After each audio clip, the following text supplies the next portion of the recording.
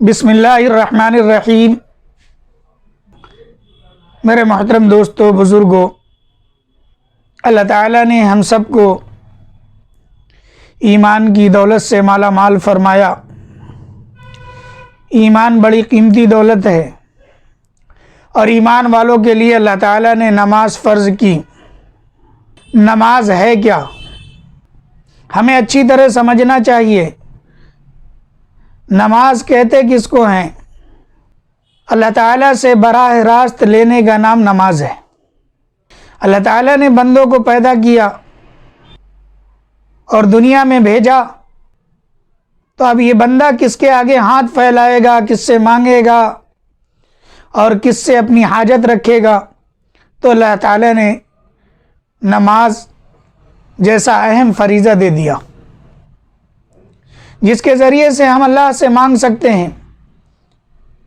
جب نماز ملی صحابہ رضوان اللہ علیہم اجمعین کو، تو صحابہ اتنا زیادہ خوش ہوئے اور یوں کہنے لگے کہ اب ہم نماز کے ذریعے سے براہ راست اللہ سے اپنی حاجت پوری کرائیں گے۔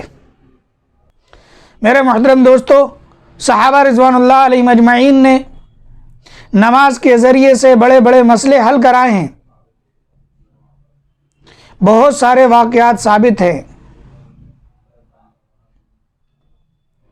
بارہا ہم سب سنتے رہتے ہیں اور پڑھتے بھی رہتے ہیں۔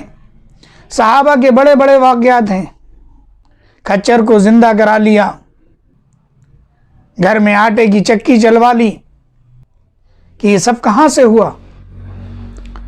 کہ اس بات کا صحابہ کو یقین تھا کہ نماز اللہ سے لینے کا ذریعہ ہے۔ جب بھی صحابہ کو کوئی امر پیش آتا تھا، جب بھی کوئی صحابہ کو ضرورت پیش آتی تھی، تو صحابہ نماز کی طرف کھڑے ہو جاتے تھے، نماز کی طرف متوجہ ہوتے تھے اور نماز کے ذریعے سے اللہ سے اس چیز کو حاصل کرتے تھے۔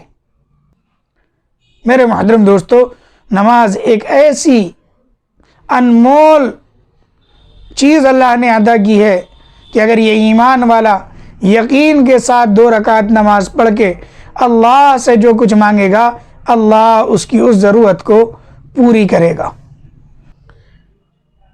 اگر نماز اتنی اہم چیز نہ ہوتی اور نماز اتنی ضروری چیز نہ ہوتی، تو جناب محمد رسول اللہ صلی اللہ علیہ وسلم آخری وصیت میں لوگوں سے یہ نہ کہتے کہ لوگوں نماز نہیں چھوڑنا۔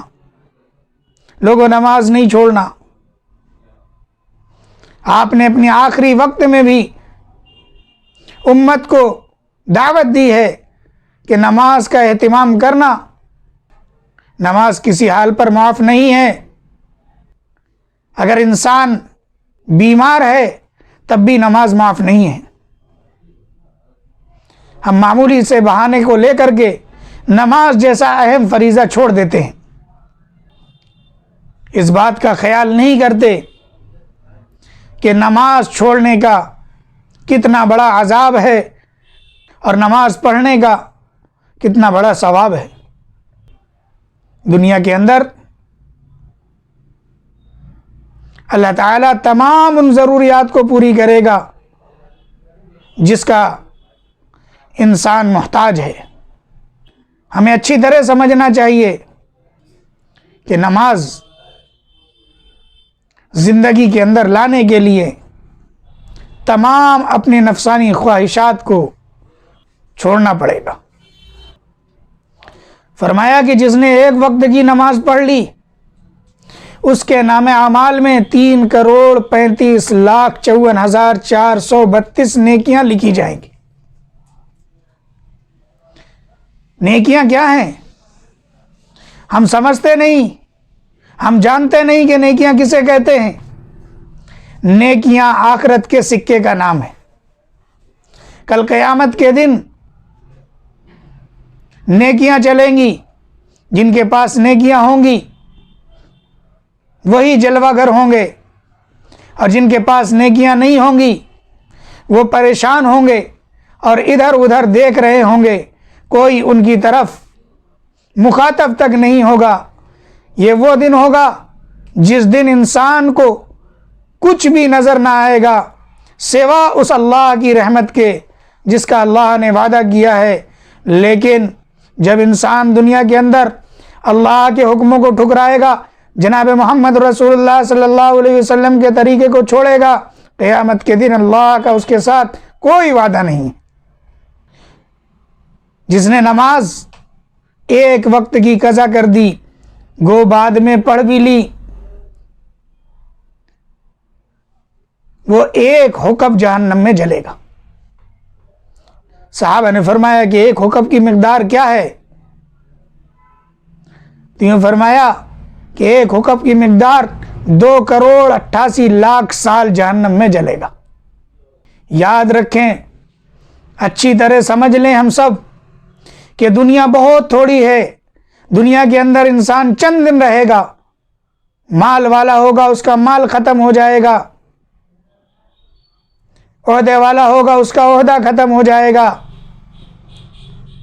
بادشاہ ہوگا اس کی بادشاہت ختم ہوگی، ملازم ہوگی اس کی ملازمت ختم ہوگی،